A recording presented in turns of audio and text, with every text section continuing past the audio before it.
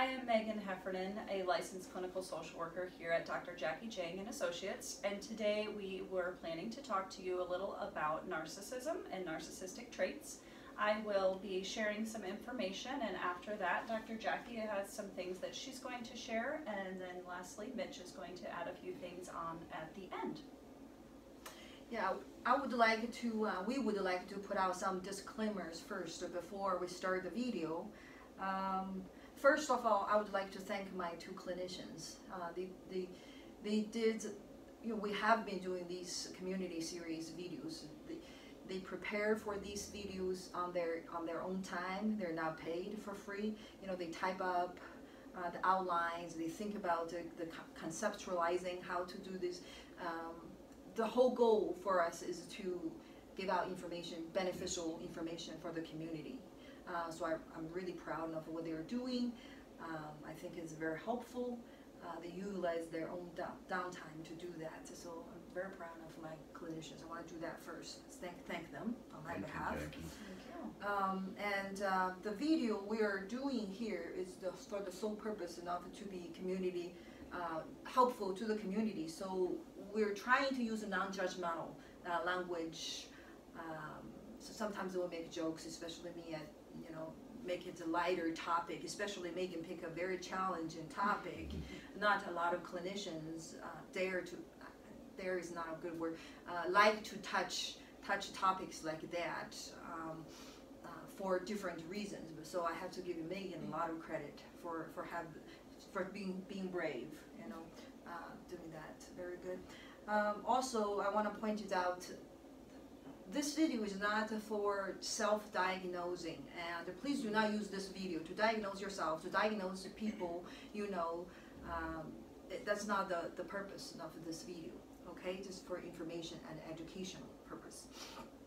The last one I want to point out is, I mean, we may use he, she, or I may use he, she. It doesn't mean that this is a he, has to be a he, or has to be a she. It's just in general, it means a person. So do not use it like, oh, it has to be a guy, it has to be a woman. It's not. It just, I try to cover it in person in general, okay? So that's the disclaimer. Okay, thank you. To start, I just wanted to give a brief description or definition of what narcissism means. And narcissism is a mental condition in which people have an inflated sense of their own importance, a deep need for excessive attention and admiration, troubled relationships, and a lack of empathy for others. Narcissism is a word that many of us have heard, and many of us have people in our lives that we could identify as having some of these traits. But today what I really want to focus on and highlight is that narcissistic traits really do exist in all people, and there is a continuum of how severe the traits can be and how the traits are used. They can be used in a positive way, or they can be used in a negative way. To start, I want to highlight a little more of the positive side of narcissistic traits. Someone with narcissistic traits often is in a very successful position, often in a leadership role. They have a good sense of self-confidence and assertiveness. And so if people are able to utilize their narcissistic traits and focus on that aspect, they really have a positive opportunity to be successful and to have healthy relationships in their lives. On the opposite end, some of those same traits, if they are left unchecked, if you will, can lead to, you know, more of the negative impact and negative relationships that we more often associate when we first hear the term narcissism or narcissist. So some of the unhealthy traits I just was going to list off today include an excessive interest in oneself or overly self-involved, often summarized as selfish. Someone who often acts selfish and vain, an excessive need for attention and admiration, a disregard for others' feelings or a lack of empathy, an inability to handle any type of criticism, and a sense of entitlement or superiority. People that have narcissistic traits at their core are believed to have a really fragile sense of self-esteem, and because of that, all of the actions or these traits that are associated with narcissism are a way for this person to feed their own ego and to avoid feelings of shame. In the most negative side of these traits, it can look like an unhealthy balance in a relationship, and often someone with these traits will have a need for a sense of control or power in their relationships with others or in their environment, which can lead to abuse and a lot of unintentional hurt for others. I believe Dr. Jackie maybe touched on this, or will when she's speaking, but I definitely wanted to highlight that there's a difference between having narcissistic traits and somebody who potentially meets criteria for something called narcissistic personality disorder. And today I'm not going to focus as much on narcissistic personality disorder, but I want to mention that regardless of whether somebody does meet criteria for a full diagnosis, some of the impact that people experience or that can happen if you are in a relationship or you know of someone and have interactions with someone that has these traits really can be the same. And the biggest thing to focus on for yourself is what can you do then in response to keep yourself healthy and have healthy boundaries in these relationships with others.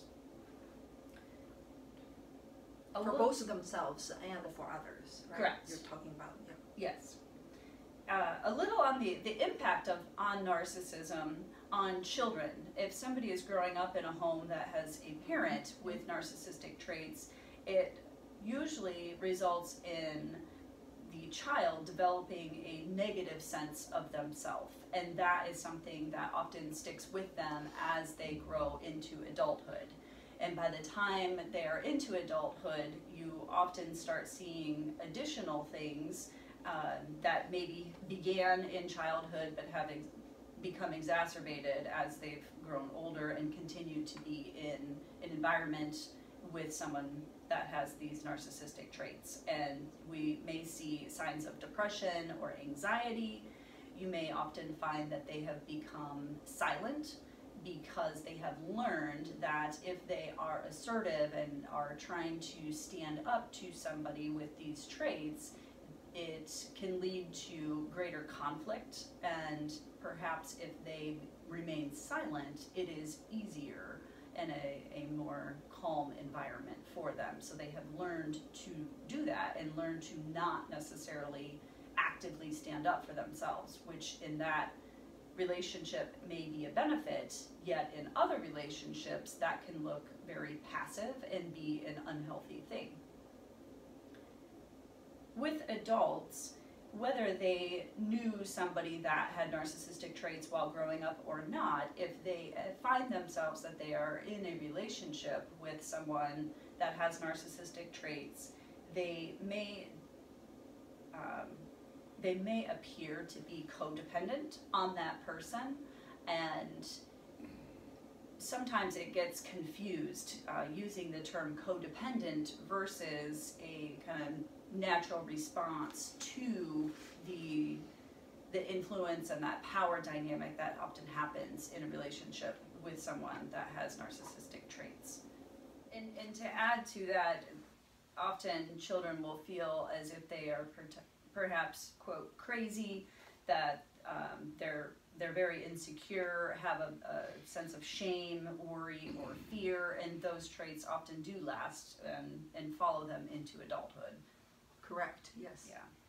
My last piece is I wanted to touch on confronting narcissism, and a lot of people that I've worked with, even recently, have asked me about what should I do. I believe I am in a relationship with somebody that has narcissistic traits, or I have a parent that I now recognize has narcissistic traits, and I'm wondering if I should confront them about it. Now that I know what it's called, should I take that information to them in the hopes of making things better or shedding awareness to that person?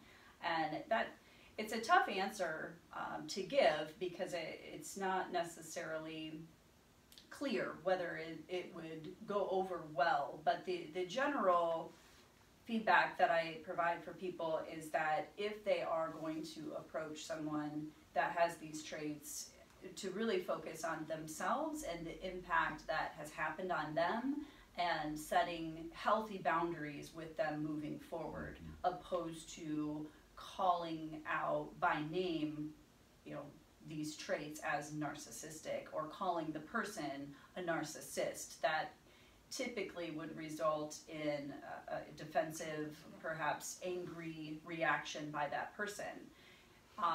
Going back to the kind of continuum of severity, many people that have more severe narcissistic traits are unaware of the fact that they have these traits, and would become bothered by an accusation of narcissism, or being told they're a narcissist. So again, I tell people typically it's better to manage the expectations that you have in these relationships, as well as setting healthy boundaries with them. And lastly, there is room for growth for narcissistic traits. If somebody is willing to go seek out therapy, then and commit to that process, they really can increase their awareness of the problematic features of narcissistic traits, and work with someone. Typically it's longer term, to become more aware of how their traits have an impact on their relationships and others, and find new strategies and ways to minimize that impact. That is correct. Yeah. Yes. Okay, so turning over to Dr. Jackie now. Right. I want to start with something kind of fun, just true and false question, lighter topics. We didn't prepare this across the board. I just want to throw it out to see their opinions, so they're not prepared. I don't really know their absolute answer either. It's just some brainstorming. I like those type of topics. The first one, true or false, it's more difficult to treat a personality disorder than an axis 1 disorder. I agree. It's more difficult to treat a personality disorder because it has become so ingrained in the person that it is fused kind of with their natural personality, and it's hard to separate that out from who they are as a person. Where if a person has depression or anxiety or other axis 1 disorders, you can kind of separate the person from the disorder, if that makes any sense. That is correct, yes. Okay. Right, like depression, that I tend to tell people that your depression has overtaken you. Yes, Over. yes. It's not like you are depressed. I like to use separate the phrases. Right. Yeah, but generally speaking, I would definitely agree with what Mitch had said, but I will add that it can depend. There could be somebody that comes in with narcissistic traits and has a good self-awareness about it. They're committed and highly motivated to change for various reasons, and they may be easier than someone that does have a crippling depression or a severe anxiety. So it is dependent on several factors, but in a general sense, it is often more challenging or more complex with different dynamics treating personality disorders. Definitely. I want to add is mild, you said. It's mild, lower on the spectrum, the continuancy, when it comes to narcissism. Because that relates to this. What the next one is, do you believe, true or false, narcissists usually do not initiate counseling? In general, I would say true, because part of the characteristics of a narcissist, or someone at least that's on the scale of having narcissistic traits, is the idea that they're like it, I mean, their focus is on themselves. There's, with narcissism, there's often a sense of grandiosity. I'm better someone than very other people. important. I'm better than I'm the, smarter than my Yes. therapist. I have that exactly. problem. Yeah, Right. yeah. So I guess I don't really have anything more to say about that, but How about you, Min? I would like to add that often if someone with narcissistic traits is coming into therapy, it is not to address the fact that they have these traits. They many times will come in because of strain that has happened in their relationships, problems within the work environment, etc. So they're coming in because of these other, challenges that they have been facing. And many times when those specific areas have been improved, then they often will then leave therapy, opposed to making a commitment on and working more on evaluating themselves and increasing that self-awareness, etc. so they come in under the Situation. discomfort they have Yeah, in some other area of life rather than their narcissistic traits. correct. Okay. In the 16 years of practice, I think I only have one person that come to my session and said, Dr. Jackie, I think I'm a narcissist. Can you please help me? Well, Normally they come in like, my wife says I have That's what I was I'm gonna narcissist. say, yeah. So if I don't come here, she's going to divorce me. So that's usually the condition they come here. So do you think I'm really narcissist, Dr. Jackie? I don't think I am. Can you tell me about myself? mhm. Usually it's in a situation like this. Okay, next one is people with the narcissistic traits and people with the borderline personality disorder traits. We haven't touched the borderline yet, but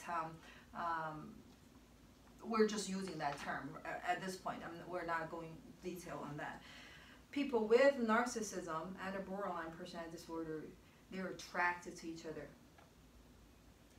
I think that's one theory, okay? That's one thrown out there by a lot of people. I was going to say, I don't know what the research says in regard to that exactly, but just from having worked with a lot of people with narcissistic traits and a lot of people with borderline personality disorder, it makes sense to me that they would be attracted to each other because of the nature of each of their disorders. Right, I agree. I agree with that. Go ahead, I'm sorry. I think that people with narcissistic traits are more apt to seek out somebody who is not as likely to stand up to them or to fight back, because that's challenging to them. If there is someone that has a more passive nature, I can see how that would be more attractive to someone with a narcissistic background. And this links my down below topic that I'm going to talk about, how to dealing with in a relationship that you believe or this person surely has. Just don't use this if you're not sure. You're trying to use different things to solve different problems. That's not. That links to what I'm going to talk. Because of the borderline itself is the dysregulation of emotions. They cannot control their emotions up and down, and they have a biological reasons for that. They did the brain scanning, everything. So I will call it overflowing emotions or out of control emotion, and that's provided the supplies for people with narcissism. They like that because they like the power, they like the control. They want to sense that I can make you feel that, and it's so easily to make a person with borderline personality disorder. Please don't get offended. I'm just going to say, how about traits? With people with borderline personality trait, to feeling different things up and down, and that's that it comes. That's what Mitch said. Difficulties control their emotions. So that's. It's a common concept or myth, how about that, throwing out there by a lot of treatment therapists, by attorneys, by judges, in different situations. When we do evaluations, it is important I know it's off topic. It's important to not to just automatically assume, okay, this husband coming in with narcissistic personality disorder, then the wife must be a borderline personality disorder. So let's not do that. But I'm just using that as example, how it's one produce a supply, and also the lack of identity of borderline personality disorder itself. It latched on the big image, the facade. I'm grandiose, I'm big, I'm brilliant, and the borderline just latch on that like that. You know, if make them feel I'm part of the brilliance, I'm part of the grand, and they like that. So I think in a way that will make connections of the two. So back then, I was talking about I'm going to make some suggestions or coping skills for people in a relationship that you know for sure your spouse or your long-term relationship partner has narcissistic personality disorder or narcissism to a significant point, and you cannot divorce or break off of the relationship. How do you protect yourself not to become a victim? You know, and there are different reasons why people stay in a relationship that is not healthy, right? We can't always want to divorce or break up for financial reasons, for kids reasons, for different reasons. So I want to, bring up some points that how we can cope with a certain situation, so you don't lose yourself, because these could be very damaging to a person's mental health. And not all relationships that involve someone with narcissistic traits are unhealthy. I think Jackie's speaking more when on that continuum you're getting into more of the moderate and severe forms of these traits. It's more likely that a relationship at that point could be unhealthy. Right, and it's a personal choice. If you choose to, I don't want them to feel condemned. If you choose to be in a relationship like that, you need to have certain coping skills, right? So one point I want to mention is about what's related to what I just said is for narcissism, it needs supplies, right? It needs your emotion, it needs control. It needs to feel, they can make you feel that way. And so by taking that out, you are not feeding in to what this negative dynamics, right? The control, the manipulation. So in that way, you do not want to engage any type of emotional response. And make your answers as okay. That could be an answer. After they're raging and trying to get your emotion about it, intimidation, yelling. Especially if you have some anxiety going on, and then your emotions are out of whack, and you're crying, and all these emotional responses just feeding in. Okay, make it the power imbalance. So answer something like, "I'm sorry you feel that way." Done. And you don't have to have the last word. And they're going on, simply walk out and then make them even more mad because they couldn't trigger you no more, right? Or answer, okay, I hear what you said. And calmly, do not cry, do not use too much emotional response, and do not have the last word, do not have the hatred comebacks. I know there are some people out there teaching comebacks, attacking back. In a way, because of their insecurity, the fear of criticism. That's the thing with narcissists, because they're hollow inside, right? They're hollow. They really don't have substances of themselves, so they need the supplies to give them compliment, to make them feel I am somebody. So they constantly needs these reassurance. So if how to make a narc happy, you give them a lot of compliment, right? How to make them angry, you take that away by attacking them. That's the defense mechanism kick in. So stay calmly, say wow, or you can give them a statement like wow, you look angry. That's it. Give them a statement that's neutral, right? But let the comments bounce off you, not absorb the comments. Okay. And the last point is trying to not change them. Okay. Narcissism have both the biological built and the nature. We're talking about nature and nurture. Okay. I would not say you do work trying to change them unless you do couples counseling. Maybe Mitch both do couples, and that might work. But by yourself, try not to change them. The second point is the second category I want to talk about is focus on your own goal, make better yourself. If you chose to be in that relationship, and you know it's dynamics is not going to be healthy. If you are in suffering or you are in pain, I always tell people suffering, if it's for a goal, then that makes the suffering worthwhile, right? You're suffering. Well, I have kids that says, well, you know, I go to school, I hate my teachers, so I'm suffering in school every day, hating teachers. And then I tell the kids, what's your goal in school? Is it trying to make teachers' life miserable? I don't think they care. I don't think they really, you know, it really works that way. I said, what's your goal to school? So stay focused on your goal.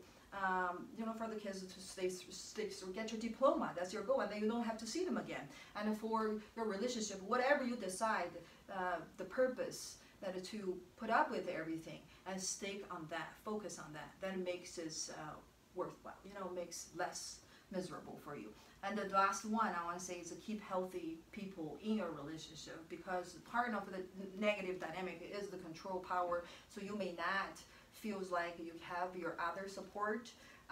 Keep your other support, family, friends, go out, hang out with your friends, you know, colleagues, co-workers. Keep your life balanced, more balanced that way. Your wife balanced too. Yes, yes. Okay, that's all I'm going to say here. Now I'm turning to Mitch. Okay, thanks, Jackie. I just have a few little odds and ends to kind of throw into this discussion. I did a little bit of research, and the current research, according to Mayo Clinic, says for narcissistic personality disorder, about 6% of the population have that. So that would be 6 out of every 100 people would actually have a diagnosable disorder around narcissism. It's interesting though, 7.7% of men will have narcissistic personality disorder. So it becomes disorder. It's not just a trait. Yeah, we're talking about disorder with these numbers. Okay. Yes. And it's interesting that a woman, or that women are only 4.8% of the population. It is so male it's more dominated. men than women, very, very clearly. Also, it was interesting, a lot of what was talked about was talking about a category of narcissism called exploitive narcissism. And exploitive? Yes, okay. Yes, and that's the person that generally they have a lot of grandiosity, and they generally are taking advantage of other people, they're lording it over other people, they're ruling other people, and if they're in the exploitive category, whatever that is, they tend to kind of know what they're doing. They have some idea, not that they're grandiose or narcissistic. You plan it out. Yes, they have. So you're talking about a little bit of icing, like on the cake is the psychopathic. Okay, yeah. Right? Yeah. A little bit of psychopathy. I was listening to a podcast recently that was speaking about the overlap between what Mitch is saying, that there can be an overlap between narcissistic traits or narcissistic personality disorder, as well as social psychopaths. I would use the interchangeable tendency. Yeah. Yep. Which technically is antisocial personality thank you. disorder. Antisocial personality disorder, that they can coexist with someone. And I will point it out, there is a slightly difference. So we can make another video between psychopaths and antisocial personality disorder. Oh, it's actually, we can do another video, but that's fine. Go ahead. Okay, the other thing about men and women is men's narcissism usually is centered around power and control, and a woman's narcissism is, and again this is from Mayo Clinic, a woman's narcissism tends to be about her looks. Oh, I never thought it that way. I didn't look at you on a pretty particular reason, Jackie. Okay. Yeah, right. Okay, so much for that. Percent of the population in total, about 8% of men and about 5% of women.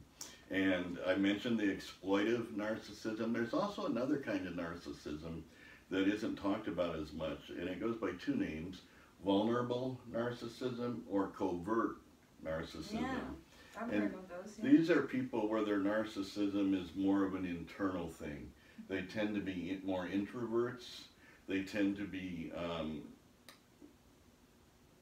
they tend to have low self-esteem, tend to have anxiety.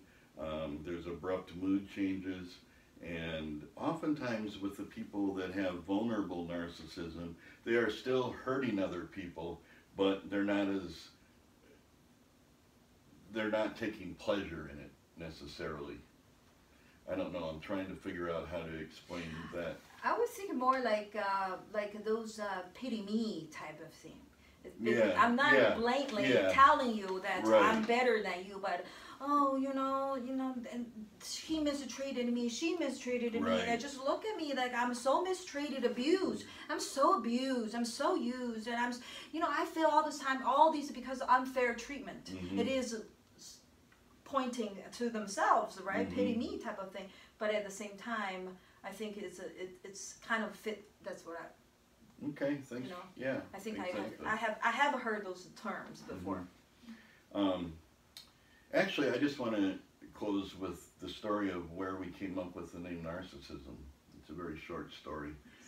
Actually, there are a lot of different myths, and it depends, what you read where, as far as what myth is being told. But the myth that I've heard the most is there was a hunter many moons ago named Narcissus. Narcissus. There, I got it right that time. Narcissus. And he was a hunter.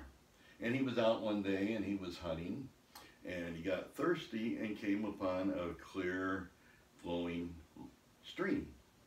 And as he bended over the bank and got down to get some water in his mouth, he saw his own reflection. Yeah.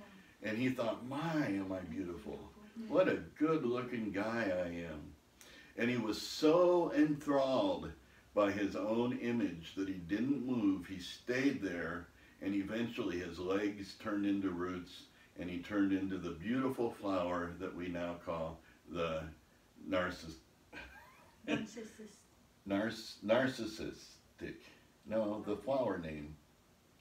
What's the flower? Oh, the flower name. I have no idea. Well, Narcissus. Anyway, there's a flower.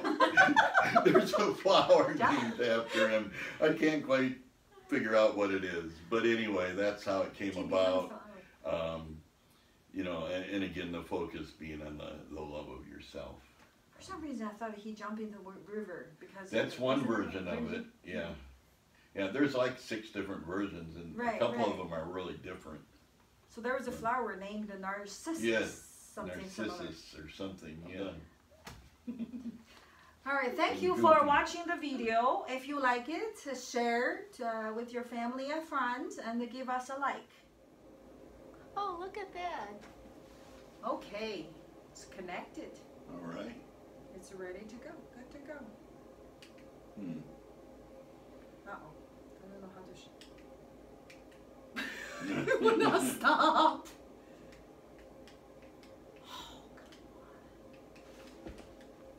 Are you serious? I love the cutting. Yes. Yeah.